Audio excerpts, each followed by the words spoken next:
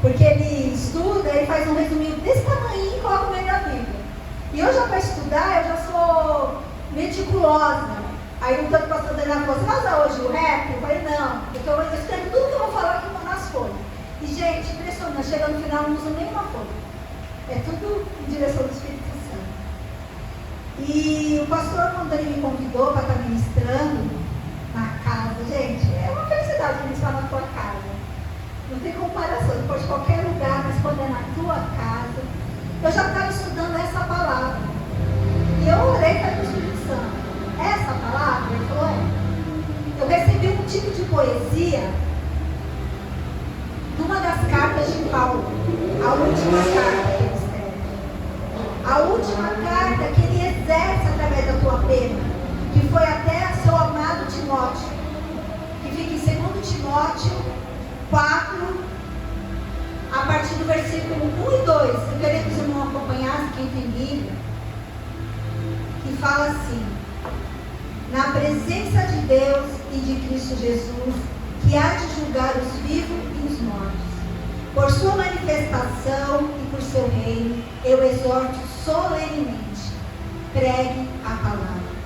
Esteja preparado a tempo e fora de tempo, repreenda, corrige, exorte com toda a paciência e doutrina. É com esse imperativo que Paulo inicia suas últimas palavras ao seu filho na fé, Timóteo. Essa segunda carta, ela não é uma carta comum, mas é uma carta com histórico de grande precedência. Mas aí vocês me perguntam, quem é Paulo? Na semana passada era Bruno, o preletor, pastor Bruno, ele falou de Paulo. Eu falei assim, nossa, ele vai falar de Paulo. Mas ele falou uma parte de Paulo, porque Paulo é uma história tão que, gente, me arrebentou. Eu me vi muito em Paulo. Eu quero só falar um pouco de Paulo aqui, para entrar exatamente onde eu quero, que é na segunda carta que ele nos enviou. Uma carta. Paulo, nós, todo mundo conhece como Saulo, o perseguidor. Que quer dizer o quê? O desejável. Na origem hebraica. E também ele é Paulo, na origem latina, que quer dizer pequeno. Acontece, e eu não questiono muitos pregadores, que fala que Deus mudou o nome de Saulo para Paulo. Todos conhecem a história, quando ele teve aquele encontro com o Senhor, que eu vou comentar aqui, não aconteceu isso. Paulo sempre chamou Saulo e Paulo. Ele tinha os dois nomes. Um era hebraico, por parte de pai romano, e um era latino, por parte de mãe. E por ser romano, ter o nome romano, tinha os seus privilégios. E um deles, que é muito chamado a atenção, ele não podia ser açoitado. Então, irmãos, eu já quero tirar hoje que não tem essa de ter mudado o nome de Paulo. Paulo, sim, adotou o nome Paulo por ser pequeno, porque eu até escrevi aqui uma observação que eu achei interessante. Estamos aqui para falar que ele adotou o nome Paulo por se achar pequeno, porque quem tem que ser grande era Deus na vida dele. Então, Saulo era conhecido e temido. Então aqui, deixa eu falar para vocês, eu já falei sobre o nome, que é muito importante, né? Então, irmãos, uma coisa que chama muita atenção, a gente pensa assim, Paulo era um perseguidor. Irmãos, ele não é um perseguidor assim que persegue. Ele era detestável. Ele era odioso. As coisas que ele fez com cristãos. Se você ler a história, porque não vai dar tempo de falar tudo que eu cheguei a estudar, você fica assim, como? Aí dá para entender por que Deus fez nessa palavra. Porque o que eu acho interessante é que, a mesma determinação e vontade que Saulo empreendia para perseguir os cristãos, seria usado ao serviço do reino.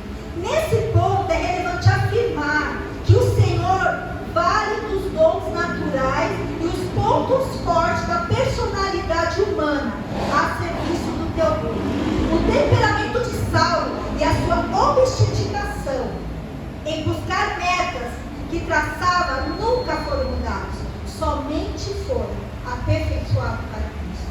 Então, o que já começo a falar aqui essa noite? A tua personalidade, aquilo que você carrega, eu vou falar para você. Deus não vai mudar você, mas vai te aperfeiçoar para aquilo que para o propósito que Ele tem na tua vida. Deus tinha um propósito para a vida de Paulo. Ele era desejado como Saulo, mas seria pequeno. Por isso que o nome carrega com tanta força. Porque o seu nome carrega uma história. Tu despreza o nome que foi lhe dado. Para você ver, de desejável para pequeno, mas foi um grande. Depois de Cristo, a Bíblia nos conta que foi um grande precursor da palavra de Deus. Aí eu falo, é a pergunta que veio na nossa cabeça. Quem foi esse homem? Esse homem, contando a história bem rápida dele, ele nasceu hebreu do hebreu, foi estudar aos pés de Gamaliel, que era um dos grandes mestres na época. Ele era de uma família rica e ele optou, ele estudou, gente, ele se transformou em rabino, ele era um grande mestre naquele século. E de fato, esse homem se tornou um grande poliglota, um mestre, um peregrino de personalidade marcante.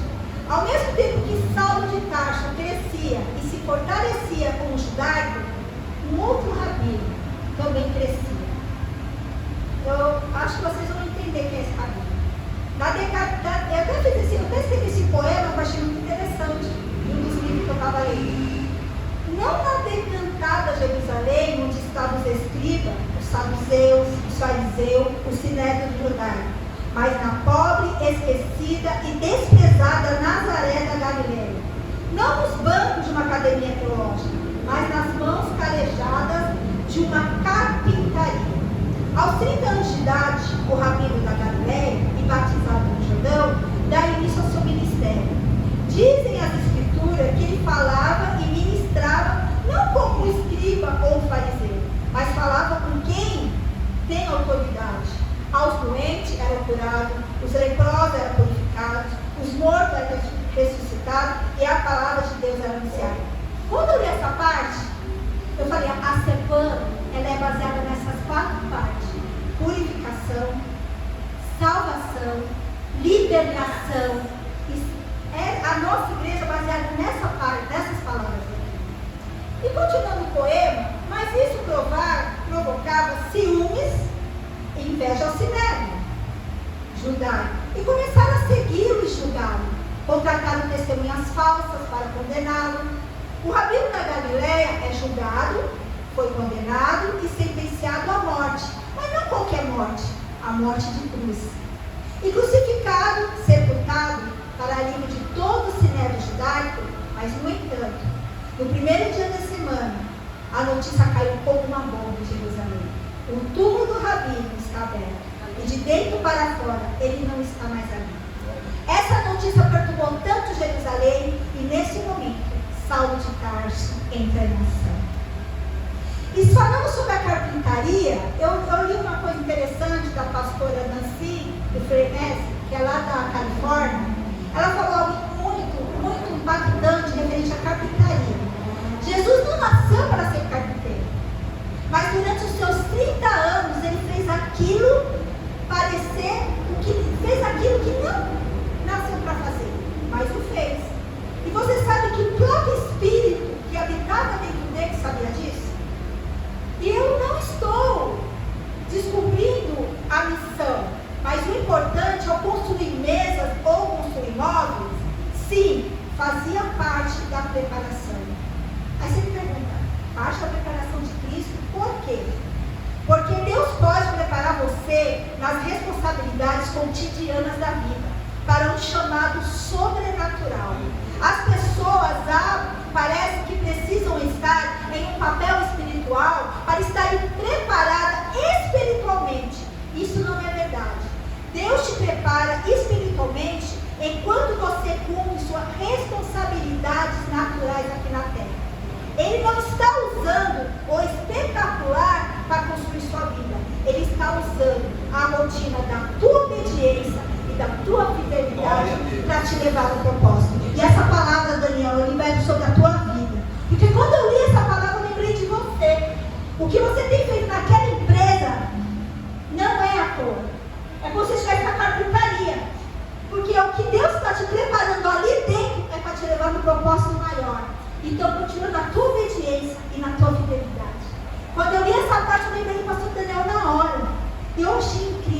Então, o que você está fazendo é para algo extraordinário.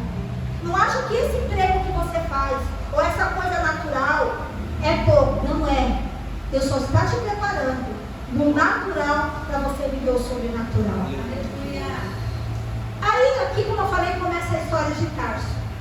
Então, irmãos, eu vou pulando porque é muita coisa. Mas você encontrou em 1 Timóteo, em 1 Coríntios, em Atos, em Gálatas, em Atos 9, 21, ele mesmo fala quem ele é. Ele era uma fera selvagem. Ele era um blasfemo. Ele era o menor dos apóstolos. Ele não se achava um apóstolo. Ele pegava os cristãos e encarcerava na prisão. Ele assolava os cristãos.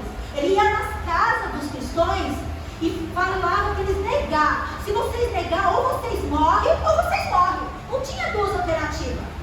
E os cristãos preferiam morrer. Ou se não, pior, pegava os cristãos e jogava na arena para ser morto pelos leões. Paulo era um homem desprezível. Gente, exterminar não é prender e bater somente. Saulo era um assassino, um perverso e sanguinário. Era uma fera selvagem. Agora eu te pergunto, quem é você? Se o Espírito Santo chegou nesse homem, aí você fala para mim, eu não sou ninguém, como que Deus vai me usar? Como o Espírito vai chegar até mim? Se Deus chegou a um homem desse, como que ele não vai chegar até você? Como que o Espírito Santo não vai chegar até você? Pensa nisso aqui essa noite. Então eu vou falar bastante calma porque eu quero chegar na cara. Então, irmãos, então aqui, como eu falei, ou você nega ou você morre. E os crentes preferiam morrer do que negar. E aqui que entra Jesus, irmãos. Quando a gente, o touro indomável. Paulo chegou a ser comparável com um touro indomável. E foi o próprio Jesus que falou. Porque lá em Atos 26, 14, eu fiz um resumo assim. Não era mesmo uma fera selvagem, mas era também um touro indomável.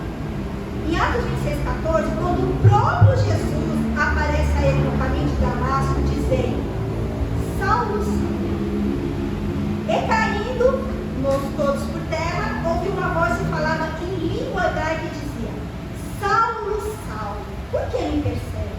Dura coisa te recalcitrar contra os aguilhões. Aí fui pesquisar aguilhões. Aguilhões era uma ferramenta que tinha uma ponta, que era para o quê? Domar touros e vacas, animais que não tinham domínio. Olha o ponto que Jesus chegou. Então, naquele momento, o touro bravo de Saulo, que se sentia o insubstituível, o vencido, foi domado pelo aguilhões do Senhor Jesus. E nessa hora, o touro teve que se curvar a Cristo e se rendeu ao Senhor. Então, nós falamos a primeira parte da vida de Saulo. Aqui fecha o primeiro capítulo da vida dele e entramos na segunda parte, que é uma das partes que eu vou falar bem rápido, que me chamou muita atenção. Então, Saulo, fica tudo com essa história, na estrada de Damasco, vai para a vida direita, fica cego 3 dias. O Senhor chega a Ananias, até Ananias falava: Saulo, aquele Saulo, vai lá falar com ele. E ali, irmãos, a Bíblia diz que ele é levado. E o que me chama a atenção em 2 versículos, em Atos 20, que diz assim: ele começa a pregar nas sinagogas em Damasco, afirmando que Jesus é o Filho de Deus. Mas em Atos 9, 22, já fala um pouco diferente. Saulo confundiu os judeus, demonstrando que Jesus é o Cristo. Pastor, me corrija se eu estiver errada. Tem 2 diferenças nessas palavras. Um fala que ele afirma, mas outro fala que ele demonstra. Aí eu fui estudar sobre isso. E um texto mais assim que eu achei de acordo para fechar isso daqui foi do pastor Raymond Charles, da igreja da Península Church, lá da Califórnia. Ele escreveu um texto sobre esses 2 versículos, que fala assim: diz que há uma total diferença entre o versículo do verso 20 e o versículo do verso 22. O primeiro, ele afirma que Jesus é Filho de Deus. Mas no segundo verso, ele demonstra que Jesus é o Messias, que é Cristo.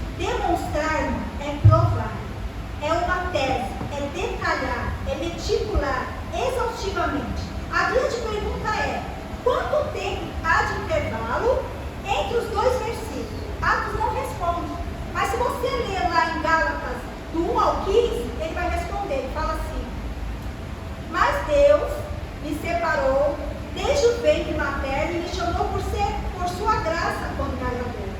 Revelar o seu Filho em mim para que anunciasse entre os gentios e não consultei pessoa alguma. Presta atenção. Tampouco eu subi a Jerusalém para falar com os apóstolos, mas imediatamente parti para a Arábia e tornei a voltar a Damasco depois de 3 anos. 3 anos se passaram, irmãos. Eu creio muito que nesses 3 anos, possivelmente, Paulo teve um seminário intensivo com o próprio Senhor Jesus.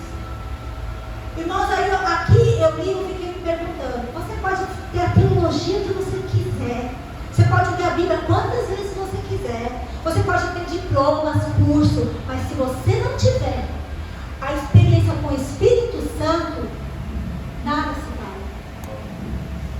Eu falo de mim, eu estudei, sou estudada, eu tenho livro, eu tenho uma biblioteca em casa, mas eu fui conhecer o Espírito Santo quando ele colocou a minha cara no chão e mostrou verdadeiramente quem eu era. Então, aqui já cai por terra. Não, estudar é importante. Faz teologia, estuda a Bíblia. Sabe por quê? Para a gente não ter analfabéticos bíblicos dentro da igreja. Para não ter heresia. Porque para cada heresia, estudar é importante. Mas o maior estudo é quando você permite o Espírito Santo transforme você. Aleluia. Então, aqui em Gálatas 18, mostra, encaixa perfeitamente que nesses 3 anos, qual foi o maior professor de Saulo? Foi o próprio Jesus. Porque Paulo não foi aprender numa academia, aprendeu com o próprio Jesus, que se revelou a ele e em mim. Aqui, irmãos, eu vou fechar completamente a história de Saulo, porque vem muita coisa. Gente, aí você fala, aí Saulo, tem um detalhe pequeno, mas que eu acho muito de grande importância, que Saulo, ele era um letrado, era estudado, tinha teologia, teve encontro com Jesus, mas tem uma grande diferença. Não era chegada a hora. E Saulo já chegou a se achando que ele servia como um pastor de Jerusalém. Eu sou o cara. Mas Jesus falou assim. Aí tanto que se você ler lá, aí ele fala: poxa, meu currículo é perfeito. Mas Deus fala assim: não é na sua dependência, é na minha dependência. E nisso o que Jesus faz? Tira Saulo. Saulo fica 10 anos em anonimato. Para que Saulo entenda que não é ele. Não é porque ele sabe, não é porque ele tem, não é porque ele é assim ou ele é assado, que ele depende de Jesus. Glória. Após 10 anos, Saulo volta, aparece. Aí sim, Saulo está preparado, cheio do Espírito Santo. E nessa ocasião, a ocasião onde ele muda o nome dele, as pessoas dizem: mas quando ele começou a adotar o nome dele? Eu estudando a fundo, foi logo naquela cena que Paulo estava em Pafos, quando ele repreendeu o mágico que estava impedindo que o evangelho fosse anunciado, criando dificuldade.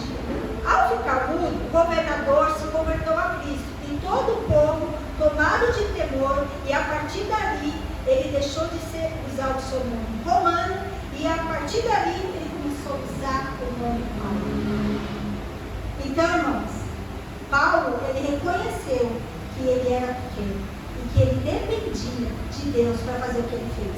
E quando você vê, ele começou rico, uma família abastada, estudioso, mas foi um grande pregador, porque quando ele entendeu que era Cristo nele, não sou mais eu que vivo, mas Cristo vive em mim, ele deu um grande percussor na palavra de Cristo. Irmãos, eu posso falar aqui, tem várias folhas, mas não perder tempo. Irmãos, ele andou em todas as regiões, ele sofreu naufrágio, ele foi preso, ele foi açoitado, ele andou em Filipe, Tessalônica, Bereia, Atenas, Corinto, mas lá, irmão, o que aconteceu com ele? Ele foi preso, ele foi açoitado, ele foi escorraçado, ele foi chamado para a galera, ele foi tido como impostor, porque ninguém acreditava nele. Por hoje e no outro dia falar que Cristo é o Messias, até nós ficava na dúvida. Mas esse foi o preço que ele teve que pagar. Porque ele entendeu que era Cristo, mas ele não se calou, assim, pode me bater, pode me prender, mas eu não vou deixar de falar. Mas uma coisa que eu achei interessante em Paulo, ele não foi só um percursor de falar de Cristo, mas foi um percursor de fazer discípulos. Então, na Bíblia, quando você lê as 14 cartas, e eu até me perguntei, falei, glória a Deus, porque Paulo foi preso, porque Paulo foi açoitado, porque a gente não teria as 14 cartas das 21 no Novo Testamento, de tão preciosas que é nos ensinando. Então, todo o propósito que Deus tem, independente se ele é assim ou se ele é de uma forma, é para uma finalidade. E a maioria dessas cartas foi escrita em prisão. E são cartas que nos ensinam como viver na presença cheia do Espírito Santo. O Espírito Santo não vai fazer nada se você não quiser. Paulo permitiu que o Espírito Santo trabalhasse na vida dele. E Paulo sofreu também por dramas. Qual foram os dramas de Paulo? Solidão, abandono, traição, privações, ingratidão. Isso ele registra na última carta dele. Essa carta que eu quero entrar e falar para vocês. Eu recebi essa carta em forma de poesia. E eu chorava, irmãos, porque eu falava assim, eu não sou nada. E Paulo, quando ele começa a falar, ele só fala uma coisa: na presença de Deus e de Cristo Jesus, que é de julgar os vivos e o morto, pregue a palavra. Então não é pela minha força, é pela palavra que modifica a vida do ser humano. A palavra, ela é resposta para tudo. A palavra, ela cura. Eu fui curada em muitas coisas, mano. Na minha arrogância, eu me achava mais santa, eu me achava perfeita, porque eu não fazia, e como o outro fazia, eu falava assim, eu consegui não fazer, por que ele não consegue? Até Deus um dia, no meio do culto, eu achei incrível aquilo que Deus fez comigo. Ele só falou assim, mas, olha para ela. Aí eu olhei. Na verdade, eu estava mostrando até para outra. Aí eu olhei para a outra. A Paola vinha aquele problema. Eu ficava assim, indignada. Mas eu consigo, porque ela não consegue. Aí o Senhor só falou assim para mim, filha, dá uma meia volta. Eu fiz bem assim, sério, disfarçadamente de meia volta. Aí o Espírito Santo disse, volta para o mesmo lugar. Aí eu voltei. O que aconteceu? Com a mesma coisa. A mesma cena. Aí o Espírito Santo falou assim, agora eu quero que você dar uma volta inteira. Aí eu falei, a igreja cheia, ela estava até assim. Aí eu falei, aí eu dei uma volta, irmãos. Nessa minha volta, irmãos, sabe para que eu olhei? Para mim. Eu olhei para mim, o Espírito Santo falou assim, você se enxergou? Eu pedi perdão para Deus, por julgar o que ela não conseguia fazer. E muitas vezes a gente faz isso dentro da igreja. Eu fui até essa moça e pedi perdão para ela. E ela me pediu, mas ela pediu perdão para mim assim, me perdoa. Então nós julgamos aquilo que achamos que a gente é poderoso. Eu não faço, ela faz.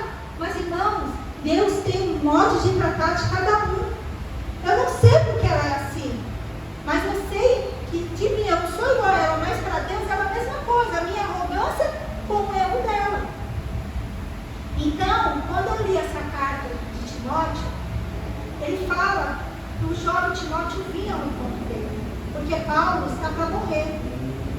Paulo, ele fala assim, e ele deixa bem claro nessa carta ao seu amigo: pregue a palavra. Eu até falei com o pastor Ezequiel, quando eu li essa carta, eu falei, puta do Senhor. O Senhor fica, assim, é como Paulo, assim, nos discipulando, nos ensinando. Às vezes até é duro, porque numa das cartas, ele não tinha paciência com Marcos, mas na carta, aqui na última carta, ele fala para Timóteo, traz Paulo Marcos, ele vai me ser útil. Então, aí eu fico pensando assim, lá atrás, pessoas como Paulo, falho, arrogante, é esses que Deus usa. E não há como você começar de um jeito e terminar da mesma maneira. Paulo começou de um jeito, mas ele terminou da outra maneira, porque ele conheceu a Cristo. Isso prova que lá atrás ele não teve paciência dos milímetros de Marcos, Mas na última carta, ele não esqueceu de falar de Marcos. E disse, você vai me explicar a ele que ele vai ser útil. Irmãos, quantos Paulos passaram pela tua vida e você não teve paciência? Perdoe. Quantos Marcos você desprezou? Quem sabe esse Marcos que foi desprezado por você não vai ser lá na tua caminhada útil junto com você. Então, irmãos, tudo que nós fazemos tem consequências. Seja elas boas, seja elas más. Mas, com a graça do Espírito Santo, nós podemos mudar, como Paulo mudou.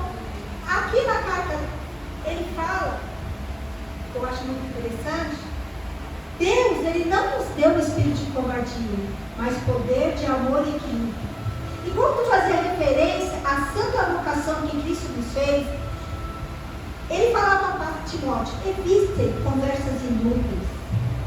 O pastor fala o seguinte, evite conversas inúteis, profanas. Enfeitiçou Paulo na segunda carta. Fuja dos desejos malignos. No capítulo 3, Paulo recusa em esconder do seu discípulo a face escura do ministério. Essa foi a mais forte que eu achei.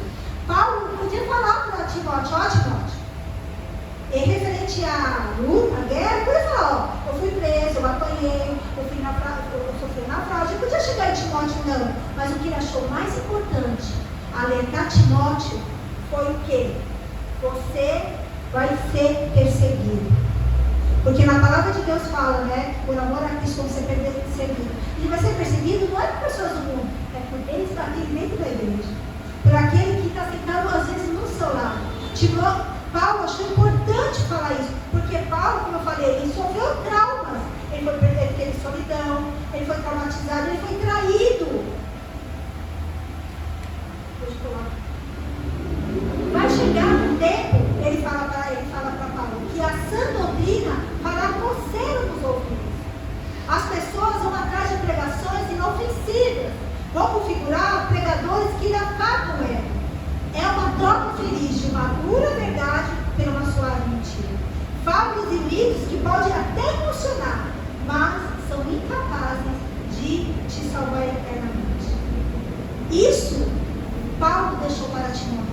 Timóteo, pregue a palavra, aquela que te foi ensinada, porque vai chegar um tempo que a verdadeira palavra, por isso que eu olho hoje, eu presto atenção na nossa igreja, eu falo assim, quando eu estudando essa carta, eu ficava assim, cepando, só cepando na minha cabeça, porque aqui a gente pega a palavra, aqui a gente pega a verdade, a gente não vai apagar o teu ego, falar assim, não, que bonitinho, não, a gente fala assim, não, é pecador sim, a gente prega a palavra de Cristo, porque nós estamos vivendo num tempo, porque muitas igrejas estão cheias, lotadas.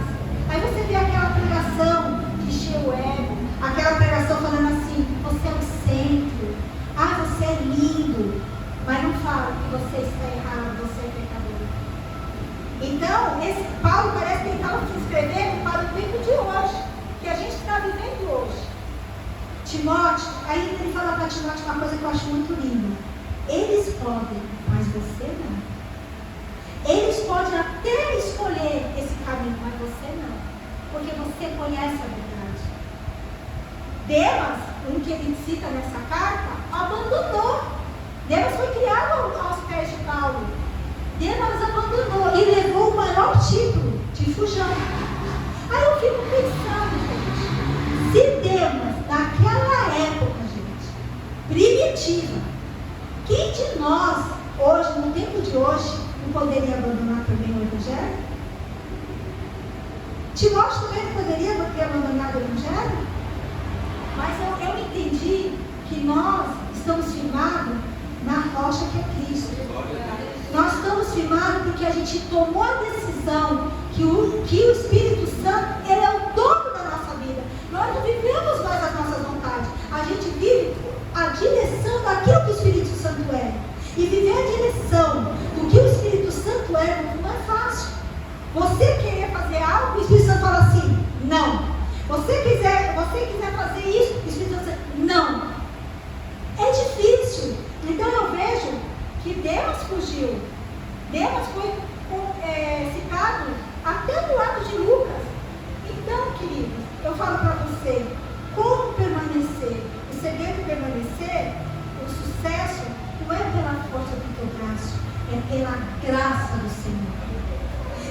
tanto que é pela graça do Senhor que Pedro bradou uma das afirmações áureas da fé. Como eu poderia fugir? Para onde mais eu iria? Se só tu tens a vida eterna? A graça faz isso, irmãos. Então, Paulo fala para Timóteo, fique em paz. Tudo que você vai fazer não vai ser pela tua força, mas vai ser pela graça. Vai ser pela graça do seu favor. A graça que transforma, irmão. Então, Timóteo deixou bem claro aqui. É pela graça. Hoje, naquela época, Timóteo fala assim, Paulo fala para Timóteo vir, porque os campos estão precisando de pessoas. E hoje é o contrário, né? Eu vejo que tem muitos pregadores, mas eu falo uma coisa, continua a mesma coisa que aqui, não? Porque hoje não existe muitas igrejas assim, hoje tem muitos pregadores, ora, tem tanto, mas poucos pregam a verdadeira palavra. Tem muitos na seara. Por isso que a palavra vai dizer, e é claro, irmãos, que a obra do Senhor é absoluta dependência. Precisamos sempre estar rogando para trabalhadores, para que venham depressa para fazer a obra do Senhor. Mas a obra verdadeira, não essa obra que tem feito hoje. Nós temos hoje a demanda, né? Quantas igrejas, quantos preletores, quantos não sei o quê. Mas poucos pregam a verdadeira palavra. Poucos abrem a Bíblia e diz aqui, ó, é isso que a Bíblia diz. Não é eu que estou dizendo, é a palavra que está dizendo. A palavra que confronta. O que acontece no nosso tempo de hoje, as pessoas não querem ser confrontadas. As pessoas querem escutar o que elas querem. Elas querem que o profeta chegue nela e fale, sim, você vai ser, não pode não. Quando o profeta chega nela e fala a verdade, você não é profeta, você não é de Deus. As pessoas querem ouvir o que enche os egos dela, enche o que elas querem ouvir, mas não. O tempo de hoje é o tempo mais duro, irmãos. É o tempo mais duro de pegar a palavra, porque o tempo já passou, Cristo já está às portas. Mas eu escuto isso aí lá no tempo do meu tataravó. O arrebatamento não é mais falado nas igrejas, porque parece que não é mais uma coisa real, mas é real, está para acontecer, chega a ser palpável. Então, o que Timóteo poderia falar para Paulo poderia falar para Timóteo? Grande coisa, mas não, Timóteo, prega a palavra. Timóteo, eles podem abandonar, mas você não pode abandonar. Natália, eles podem abandonar, mas você não pode abandonar. Ana, ele pode abandonar, mas você não pode abandonar. Porque a gente fez uma escolha. E quando a gente faz uma escolha, foi o que o pastor me ensinou uma vez, não tem como voltar atrás. Não tem como voltar atrás, irmãos. Isso é um peso muito grande quando você toma uma decisão com o Espírito Santo, confessa que Ele é o dono da tua vida, que Ele direciona a tua vida, e você voltar para trás. A consequência é pior. Não tem como voltar para trás. Não tem essa, como fala, livre-arbítrio para nós cristãos. Essa história que inventou de livre-arbítrio, eu falo que é assim, meu Deus, inventaram errado. Porque nós não temos esse livre-arbítrio. O único caminho que nós temos é Cristo. É o único. Não tem a opção A e a opção B. É o único caminho. Ele mesmo fala, eu sou o caminho. Eu sou a verdade. E eu sou a vida. Só tem, para falar a verdade, um caminho. Um de cima e de baixo. Então o livre-arbítrio é a decisão de onde você quer ir. Eu quero ir para o céu. Glória a Deus, aleluia. Aqui, por isso que eu falo, o Espírito Santo, ele transformou Paulo através do tempo. Não foi uma coisa instantânea. Ao fazer a obra do Senhor, Paulo foi transformado. Aí eu quero te fazer uma pergunta, que eu me fiz essa pergunta. Você quer esse evangelho?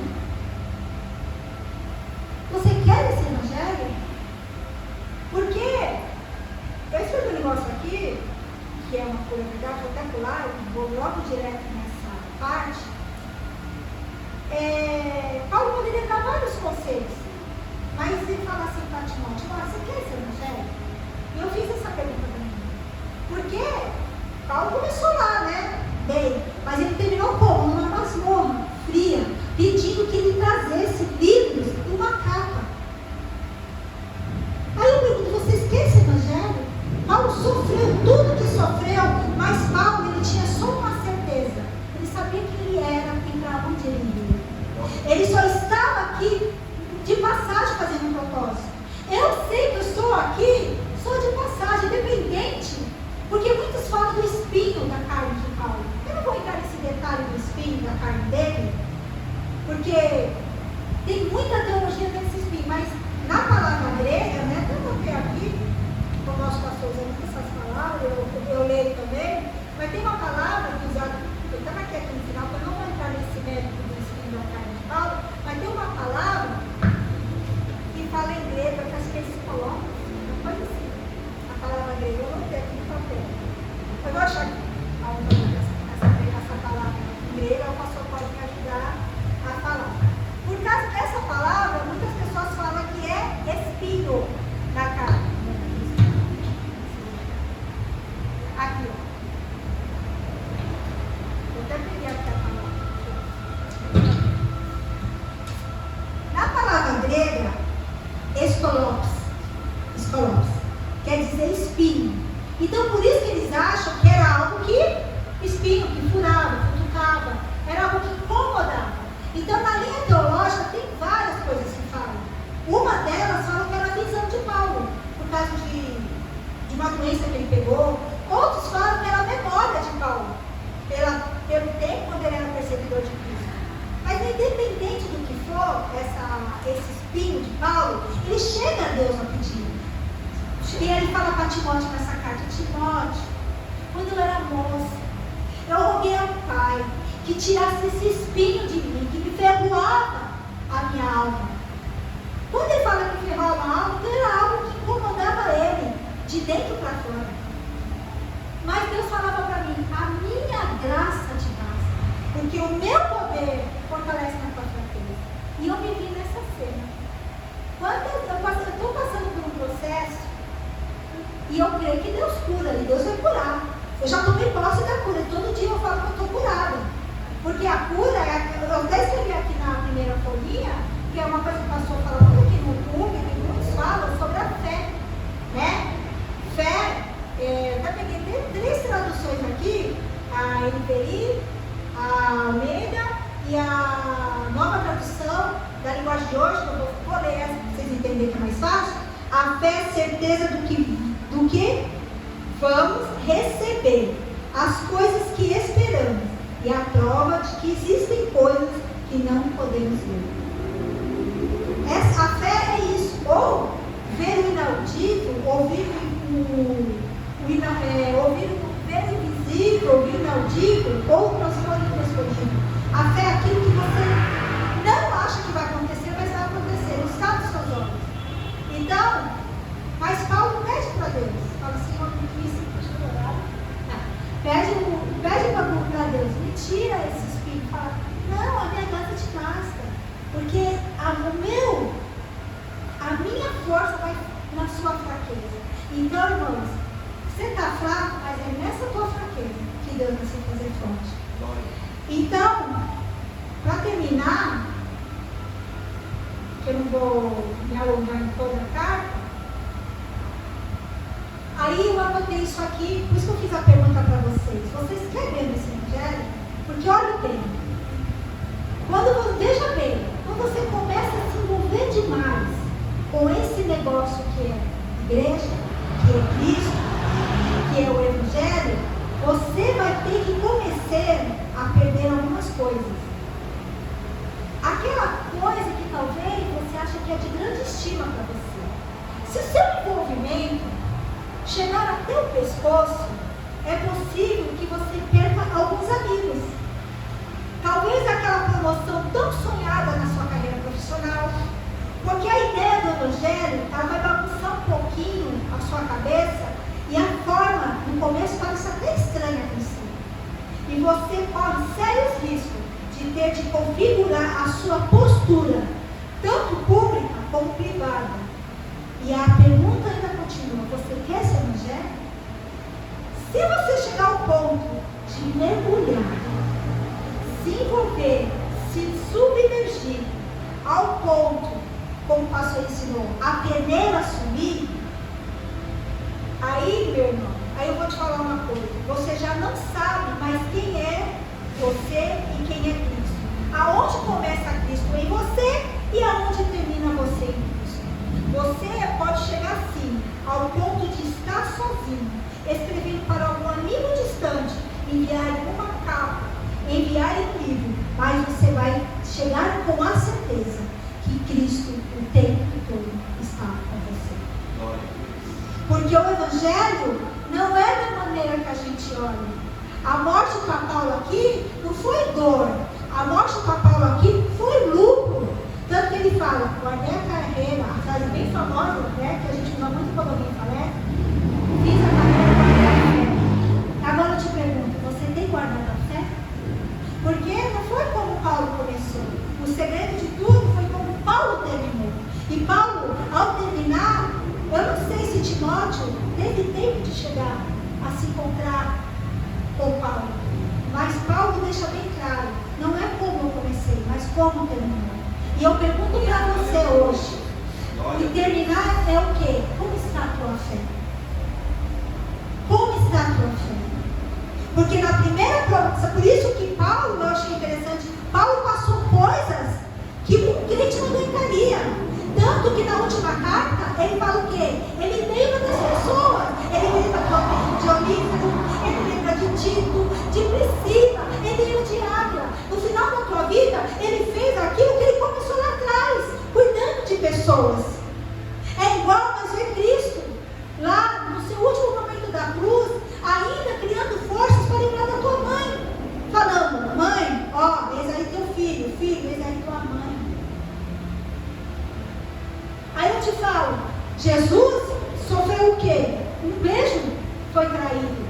Paulo foi traído por Alexandre, um cara que era amigo dele, que podia estar no julgamento dele, um cara que podia ter ajudado ele. Na tua vida você pode aparecer um Alexandre, e pode aparecer um beijo e te trair. Aí eu te pergunto, como Paulo fez aqui: como você vai terminar? Porque Paulo terminou guardando a fé. E ele sabia que a bênção deles não seria aqui, seria na glória. Aonde fala: aonde me espera o galardão da justiça. Aleluia. Então, essa palavra que eu deixo para vocês. Paulo foi um grande homem, começou extraordinariamente bem, mas terminou numa masmorra, com a grande certeza que Cristo era nele e ele pertencia a Cristo. Eu convido vocês a levantar essa noite e faz uma análise você com você mesmo. Até onde está a minha fé? Até onde eu estou servindo a Cristo? Até onde Cristo está em mim? Aonde eu estou em Cristo? Faz essa análise na tua vida. Porque servir a Cristo é não ser mais o mesmo. Paulo não terminou da mesma maneira que começou.